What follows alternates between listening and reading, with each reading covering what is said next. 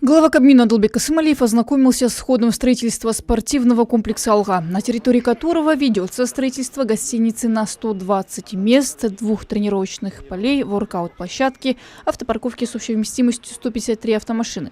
Общая площадь комплекса 6,5 гектаров. В числе важнейших задач при проектировании было сохранение своеобразия местности. Так, проектом предусматривается создание плотных зеленых насаждений. Как сообщили в Бишкек-главархитектуре, на сегодня строительство комплекса завершилось на 85%. Отметим, что спорткомплекс строится в соответствии с требованиями ФИФА.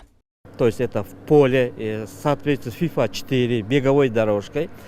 По международным стандартам, если имеется поле естественным газоном и ночным освещением, специальным стандартом ФИФА, эти прожекторы, должно быть обязательно 2 поля тренировочные. Это размеры 90 на 60. Здесь вы видите, на картинках видите, это специальное поле для тренировки спортсменов, для большого футбола. Что еще входит для этого комплекса? Комплекс входит внутри трибуны, это очень много учебных классов, кабинеты судей, вплоть до допинговых центров. Здесь будут базироваться наша футбольная команда «Алга». Здесь применяются высококачественные материалы. И надо открыто сказать, первую смену, когда дневной свет позволяет, работать более 300 рабочих.